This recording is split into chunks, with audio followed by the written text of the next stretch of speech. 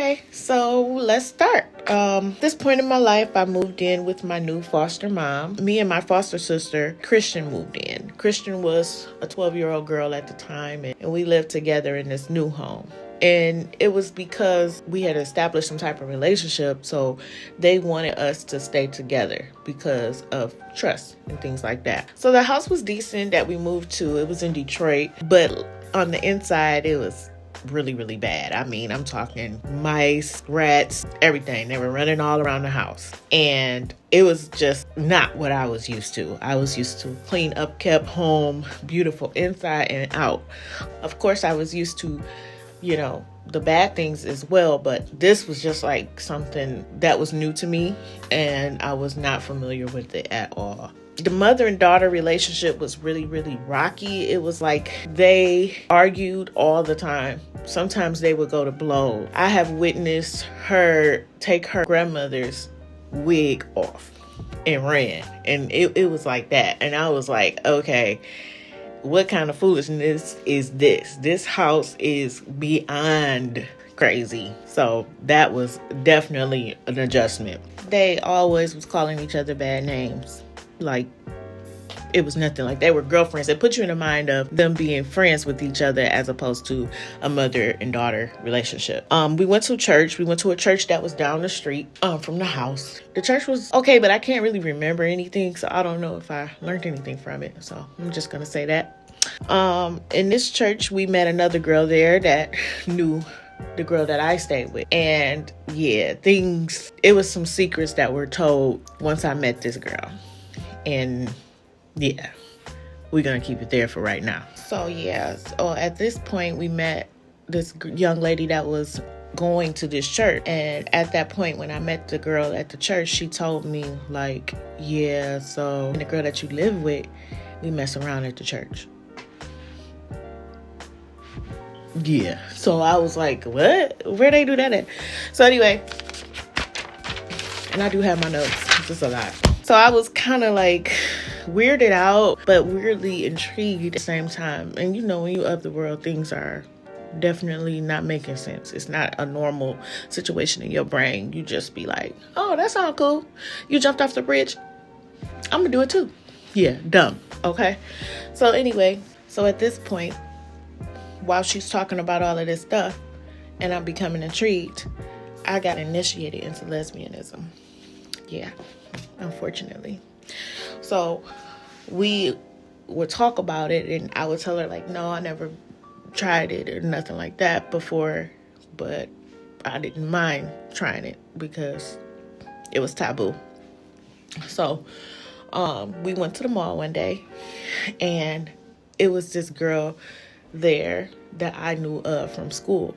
And this girl was like the only lesbian that I knew, because it wasn't like that back in the day.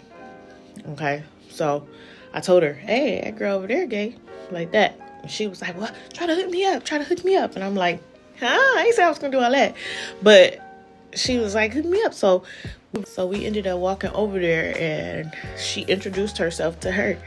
She didn't need me for nothing. She introduced herself to this young girl, and after that, they exchanged numbers, and they was talking on the phone every single day. So you know how if you're talking to one person, the other person would try to hook you up with one of their friends. So her girlfriend at that time hooked me up with somebody.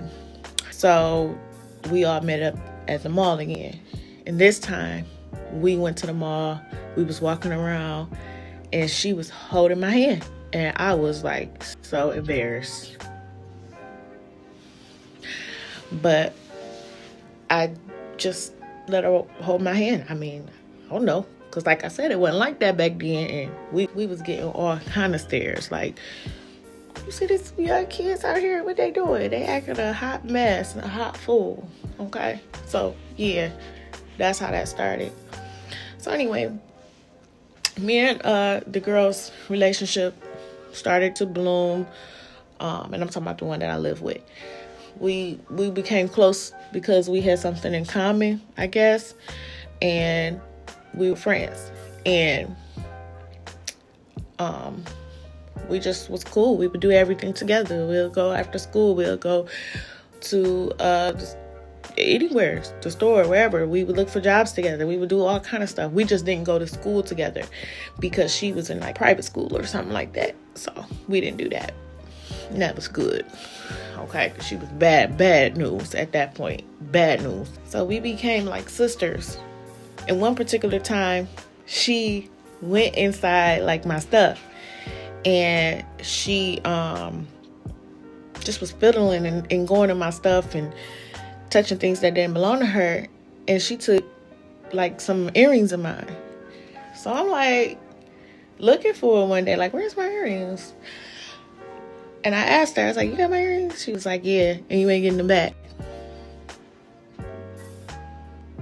So I was like, okay, so hold up, because obviously you don't know me. I need my things. Okay? And she just was like, no, you ain't getting it back. So I told her mama, I'm like, hey, she over here tripping.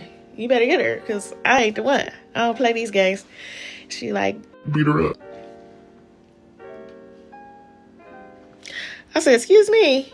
She was like, beat her. So that's exactly what I did. I beat her up. And beat her so bad that her mama pulled me off her. Okay. But at this point, I'm like, I shouldn't even be fighting over here. Now, I done did this at this other place. I'm not about to be doing that up in here. So I ended up telling my social worker, like, yeah, get me up out of here, period. Because I'm going to hurt this girl. And I'm going to hurt her mama too. Get me up out of here because I don't like it, period. Okay. So she was like, all right, well, if I move you again, Kenya, you gonna have to go into a girl's home. So I thought about it. And I thought about it. In about 2 minutes and 57 seconds, I was like, I'll go. And I went.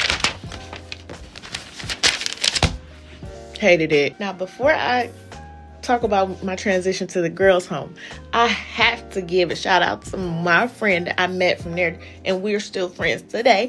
Her name is Raynika. Hey, Raynika. Yeah, we still friends today. That was the only positive thing from that home. Okay, that house was a hot mess. Okay, period. It was not a good place to be. Not a good place to be. So, as I was saying, I was looking for a job. I ended up finding the job. So I found a job at this place called Cinnabon at the mall.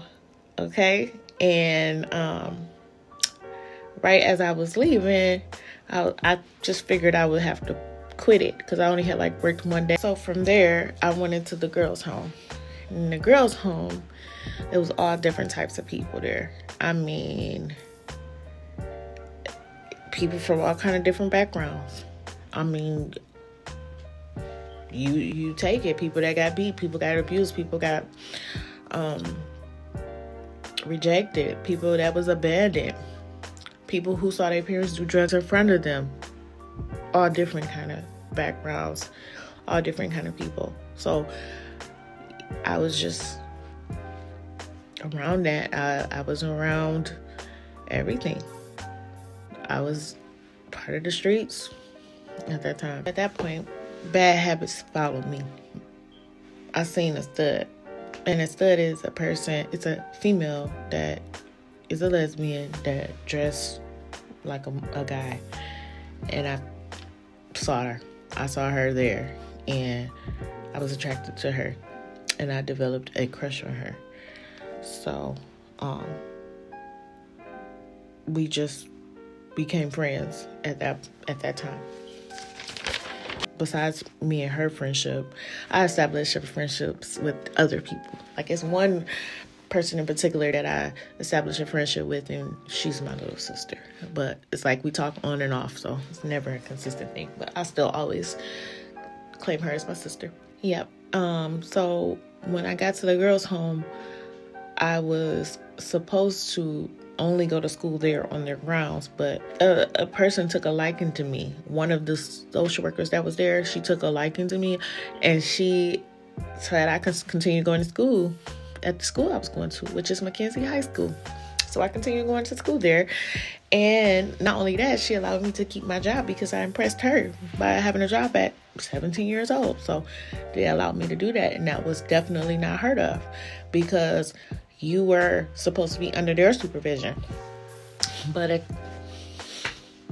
the anointing that I have in my life, or whatever the favor that I have, people always show me some type of grace or show me some type of love, and they let me do it. And I would go to work and come home. So I ended up growing feelings for the stud, and we started a relationship. And because of the fact of what I saw my dad do, what my ex-boyfriend did to me, I felt like that was the right thing to do. Maybe I'm supposed to be this way. So I ran with that. I ran with the idea, the thought in my mind, and it was so wrong. Oh my gosh, it was so wrong. It was many fights in the home. A few of them mine as well.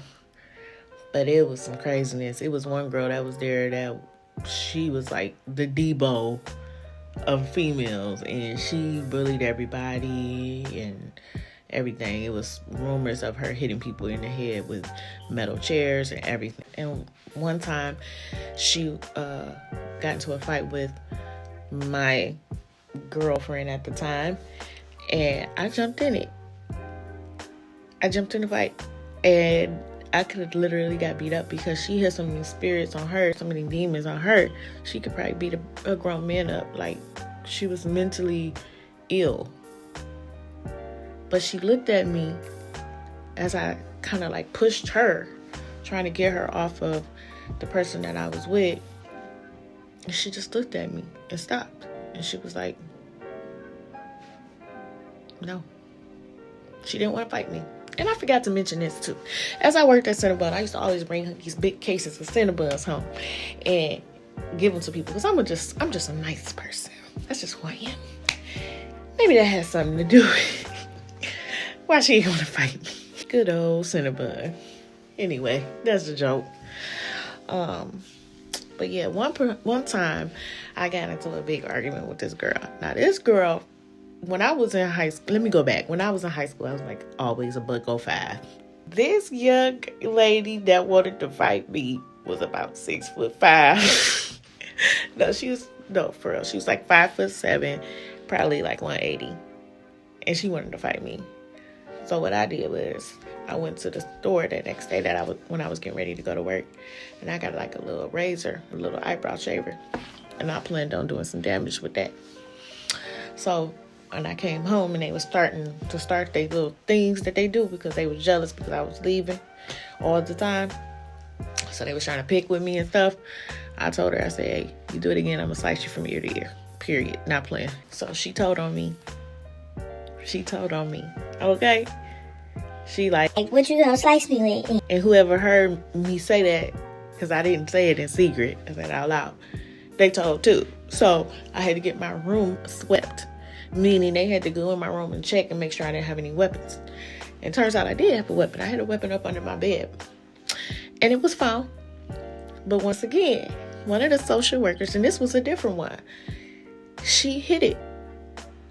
Okay? She hid it from me. And when it was all done and over with, she came out and she told me, she was like, what's wrong with you? I was just looking like, what? She's like, what's wrong with you? She said, don't ever do it again. And I never did it again. So like I told you guys, I was in a home with all different types of people. So one day, we was just sitting down watching TV, whatever was on the TV. And this girl came up to me and was like, I can make it rain. I was like, girl, bye. Go sit down. She like, no. I can make it rain. And I was like, and how? So as we was sitting there watching TV, she doing like this. She saying something, mumbling under her breath. Like, doing all of this stuff. And I'm like, what's she doing? And the day was like an 80-degree day outside. Sun out and everything. But next thing I knew, it rained. And I mean poured down rain. Boom. Poured down raining. No lie.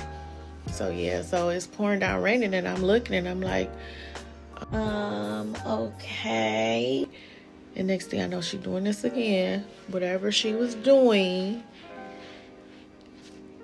And I looked again outside the window and the sun was back out. And she was like, I told you. She was from Africa. Not saying all Africans like that, because I don't think that at all. But I do believe that people in Africa have a higher spirituality connection with spirits or spirit realm or whatever you want to call it. You know, I don't know. But this girl did this in front of me and it was no lie. And I believe that she was a witch. I really do. I honestly believe she was a witch. Yes, for sure. So, yeah, that was very crazy story. I was scared of her after that, too. I was like, Yeah, so I'm gonna need you to stay right over there so I can watch it. Yeah, I ain't got no problem with you though, but I want you over there. because I ain't know nothing about that spiritual warfare stuff. I ain't know anything, nothing. All I knew is I was scared. So I was like, yeah, I'm gonna need you over there, boo. Anyway, so as kids grow older in the foster system, it's hard to find placement for them. So you can be there until you like 14, 15, and you might find a placement. Really, I'm going to say 12. Because 12, they might be able to deal with you. But when you're 14, 15, it's no way you're going to get a place. Because no one want to deal with you when you're that old. They already assume that you're a bad child. So once I hit 17, I had already figured in my mind that I wasn't going to leave. But God had other plans for me. He had another home that was like, we'll take her. So they took me in. It was a husband and a wife. And this was my last home. Shout out to the Tims and the Paces. So, yeah, they took me in. And they let me keep my job. Loved them. So this home, I was so happy to be at. I mean, it was a husband and wife. They were young. They were like my age right now, in their 30s. And they had kids and they had family and they treated me like I was their child. Like, I loved them to death. I really did. My foster father, he wasn't a pervert. He would take me to work, drop me off. He was awesome. And my foster mom, she wasn't jealous, envious of me. She wasn't doing nothing crazy. She really was giving me real information, real tools to use in life. And they were impressed with me because I wasn't doing nothing bad. I was actually just going to school and working. I was doing what I was supposed to be doing. And the only thing that I was hiding from them was that I liked girls. I didn't want them to know that. So I hid that from them. I didn't want them to know that because I knew in my heart that was a bad part of me. So I just never told them. I never told them. I impressed them though. I impressed them because I always kept myself clean. I wasn't on drugs because people around my age was on drugs. I didn't do drugs. I didn't smoke. I didn't drink. I went to school. I came home. I went to work. I was bringing in them Cinnabons. I just was doing me. And they was like, we never seen this before. You are wonderful. And I was like, y'all just don't know. Y'all are a breath of fresh air. And they really were. They were so, so warm and nice to me. And I wish I went there first. So at that time, I mean, once things started settling in and everything, my foster parents ended up having problems. And they ended up telling me they were getting a divorce. Yeah. You say brokenhearted, man. I cried like they was my real parents. I was so bad. I'm like, how y'all gonna bring me up in here like that? Like, how y'all gonna bring me up in here, treat me like this, and then get a divorce? I was so brokenhearted. I swear I did not want them to get a divorce. But they did. They ended up getting a divorce. And it was so sad because, like, that was the first time I ever felt normal in my heart and in my life. So, but anyway, things went on. So I just continued to do what I was doing. I remember one time being at work, and my foster mama was calling me. She was just like, where you at? I'm like, I'm at work. She's like, what time you get off? I'm like, 8. She's like, oh, okay. All right. Well, what's your favorite color? I was like, purple. She's like, okay. And what's your favorite character? Because back then in the day, it wasn't too kiddie to like Winnie the Pooh, stuff like that. So I was like, Winnie the Pooh. Okay. She's like, all right. So I get on the bus, because I rode the bus that day because they separated at this time. Came home and got in my room, and my whole room was decorated. I mean, I had a canopy bed. My walls were painted purple.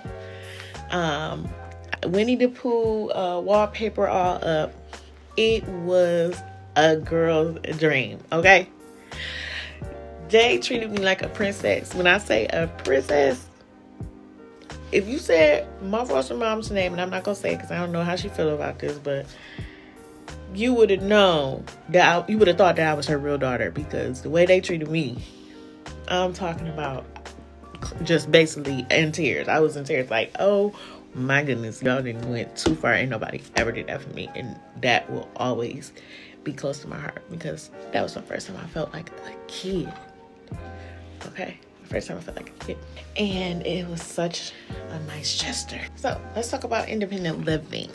Independent living is an organization that transitions a child from foster care into their own environment. So I was reaching the age of 19, and at 19, it was time for me to move.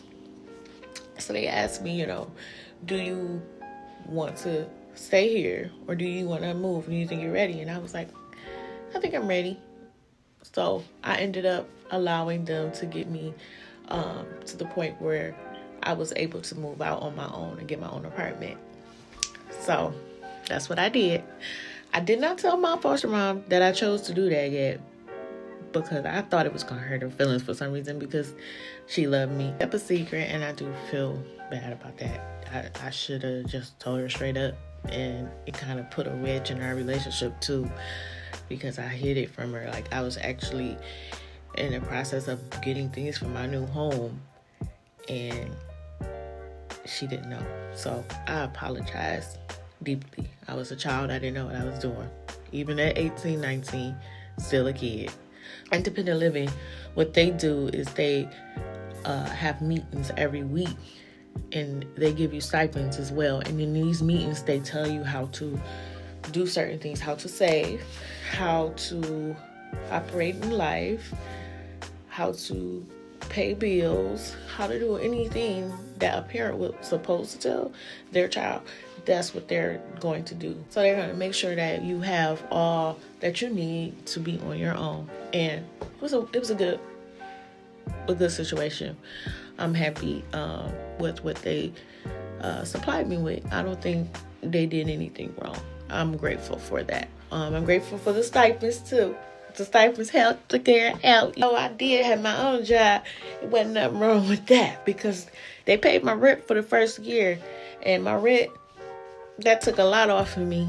So all I had to do was pay bills and get it glammed up, because I'm a glam girl. Boom, you know that. Now, in the process of me doing all of this, it was some scandals going on. Like, the girl that I was going with was cheating on me with our friend.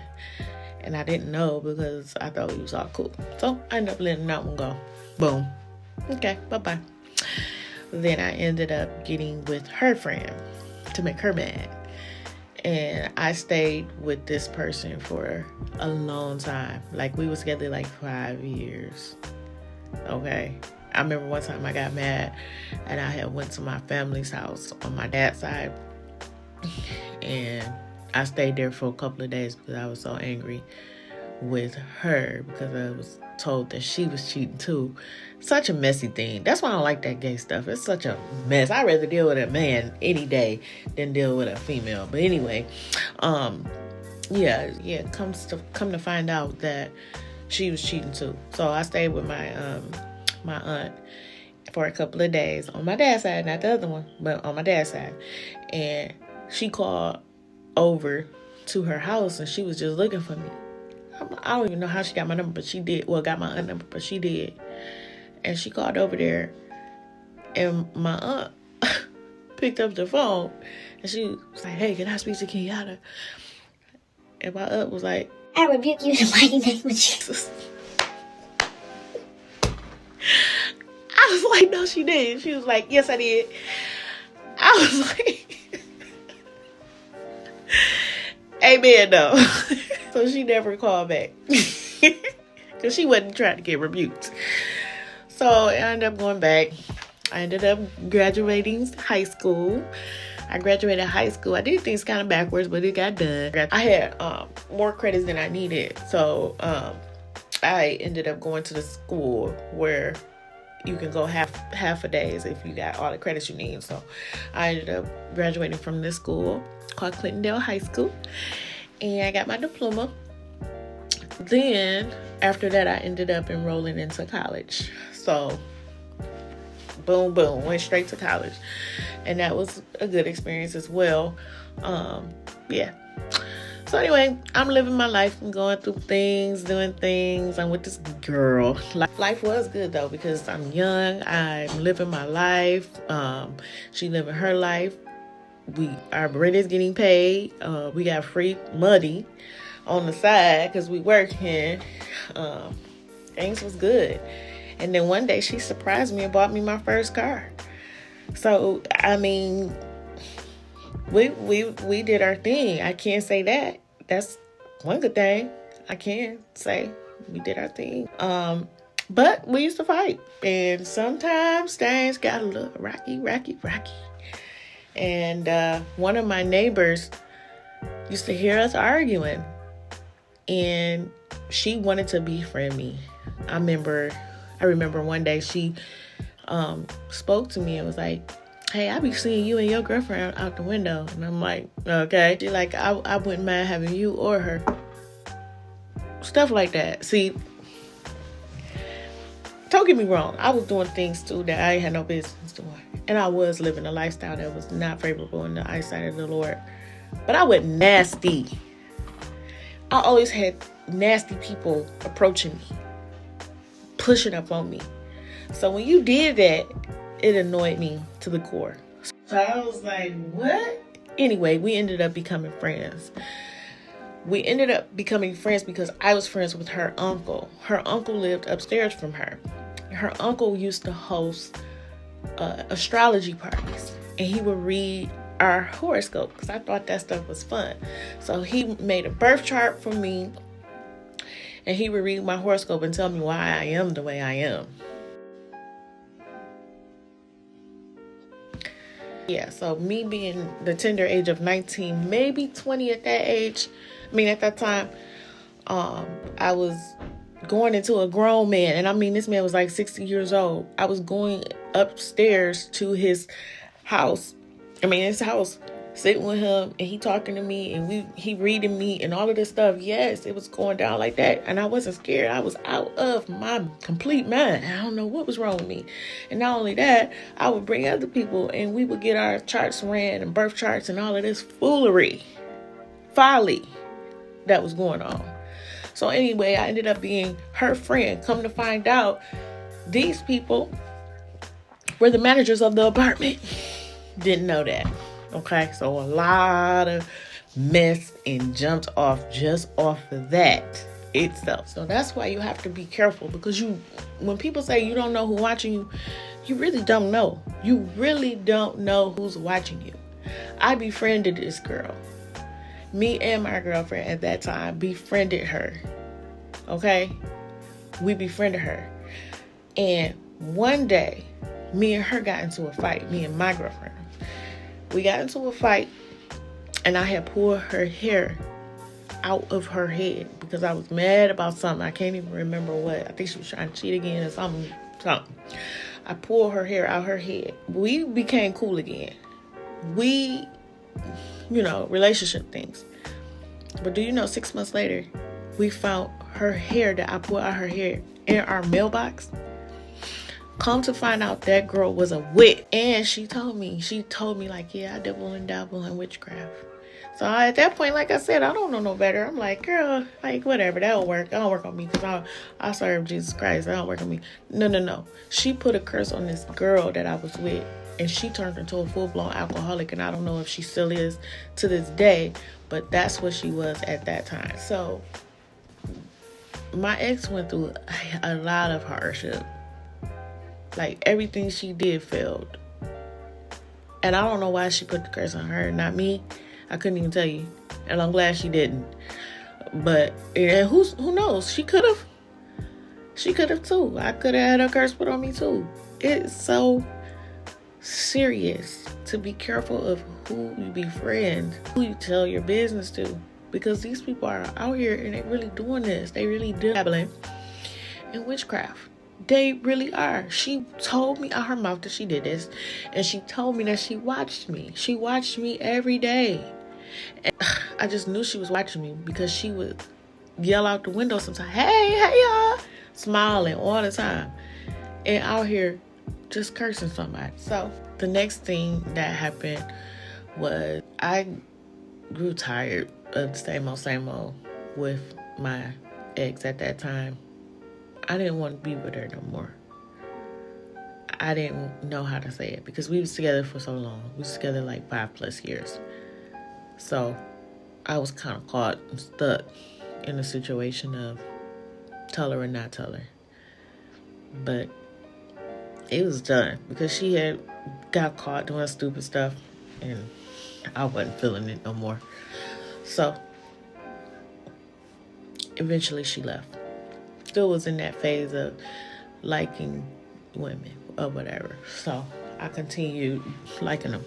So I ended up letting my cousin stay with me before I moved her out. And it was really, really messy, a messy environment because them two did not get along. My cousin couldn't stand her and she couldn't stand her. And my cousin had told me that she was trying to talk to her on the laws. So I was like, yeah, you got to go, buddy. That's it. So I ended up telling her, like, hey, I'm about to put her out. And I don't know if you want to be here for this or not. So my cousin was like, all right, I'm trying to get out. But it ended up happening I think it happened that day or whatever. She had tried to come in the house and I had bagged all her stuff up and I threw it out the door. And she had to leave. Period. And my cousin ended up staying there. And my house became the party house. So at that point, I still was liking females. I was not liking men. I had no attraction to men at all. But I was willing to try again to make sure. I had my friends in my ear like, you can't say you gay. You can't say you gay because you don't even know. You ain't even been with no guys, for real. So anyway, I had them in the back of my mind telling me that. So I was like, all right, I'll try it. But I was both ways at that point. So I was dating both. And like I said, my house was the party house. You come over there, you want to have fun. My friends, we was waiting outside the stores and asking people to get drinks for us. And they smoked at that time, but I didn't. And whatever, I still don't smoke. So, like, they would come over my house and I could. And we'd just party. And I'm talking about partying. We party sun up to sundown. We went to the club. I think I probably partied all the way 21. First time I was able to party, my 21st birthday party. I partied from 21 till 27, I think. And I'm talking about hardcore. And I had a good time. I had a good time. So, yeah, my house was the party house. And everybody knew that I was a cool person to be around. I was about my business. I was about my career. But I was on my own, and I was the only one that was on my own. Everybody else lived with their parents. So one day my cousin was like, I want to try to go to Everest and become a medical assistant. So I was like, all right, I'll take you. So I ended up taking her to this place to do a test so she can get into the program. And as I was sitting there waiting to get tested, waiting for her to get tested, the lady was Like, well, what you doing? once again the favor that I hit on my life. I was like, nothing. I'm waiting on my cousin to be done. She said, Waiting. now she probably was trying to, sure enough, get her money and get another body in the class. But it was that setup for me. So I went in there and I just took the test because I wasn't doing nothing. And yes, ma'am, passed that test and got my foot straight on in the medical field. Amen. And I didn't even like blood. Yeah, and I still kind of don't like that either today. But your girl is in the medical field. Okay? So I met more people in college, more friends. One friend is very dear to me, but we don't talk anymore. I met her there. My life went from here to here because now I'm making money that people that's older than me make. And I was able to live a lifestyle that other people wasn't able to live. So, yeah, I started getting prideful. So I'm not bragging over that. That's actually bad. But let's talk about this other issue in my life. So once again, like I said, I was going both ways. I was liking boys and I was liking girls.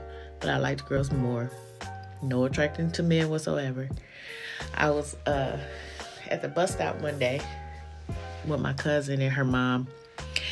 And this lady was looking at me on the bus. Well, she was looking at me at the bus stop first. She was staring at me and I'm like, man, what's wrong with her? She's staring at me. Because when you in this lifestyle, you don't know. Well, when you in that lifestyle, you don't know if they like you or if they don't like you or if they want to fight you. So I'm like, dang, what's she looking at me for? And I had told my cousin, like, you see a girl staring at me? What's going on? She was like, yeah, I see. I'm like, yeah, what's up? We get on the bus and she like, hi. I'm like, hi. She's like, I gotta tell you something. She said, if you stop what you're doing, God is gonna bless you. He's gonna bless you, and he's gonna bless you, and he's gonna bless you. And I was like, huh? What? She said, stop doing what you're doing, and he's going to bless you. And I'm like, but what am I doing? She said, stop doing whatever you're doing. And right when she was talking to me, my back was hot like a flame of fire lit the back of my back up and my ears was hot. And I was like, whoa. And I'm like, I feel something. I feel something here. And then I knew exactly what she was talking about. It was that lesbianism. And do you know, from that day, and I don't know what year that was, maybe, I'm not going to even say what year it was because I don't know. But I could have been like 24, 25. But from that day, and I am 37, I'm going to be 38 in 2 weeks. I have not been with a female. I said, if God told me this, he meant it. Okay? Not with temptation on me. But let me tell you something. I love the Lord so much. I wouldn't play a game with him like that. So I was like, you know what? My Father, who art in heaven, say, I don't want you to be like that. Then I'm not going to be like that. And I'm telling you, my life has been a blessing. I have been having things happen to me. Don't get me wrong. All kind of negative things. But at the end of the day, I am blessed. So from that point is when I started my journey. Little did I know it was the workup for the journey, for the life that God really wanted me to have. I have favor on my life. I'm blessed. And I know it because I get reminders from people walking on the street, minding their own business. I've been told I have a light on me. I've been told so many different things. And I know how God feels for me because I see it in his word. So that was my testimony from childhood to adulthood. I'm going to be sharing some things that happened to me, supernatural events as well, from time to time, just to give you guys updates, just to share things that I know was God. You know how you have that know so? Like, it wasn't nobody else but God. So I'm going to share those, and you're going to really get to know me because I'm putting my life out there. And I hope you guys will share some things with me. And we got a journey to fulfill. We have jobs. We have things that we have to do on this earth while we're here. So let's finish this together, and we will meet soon. Love you all.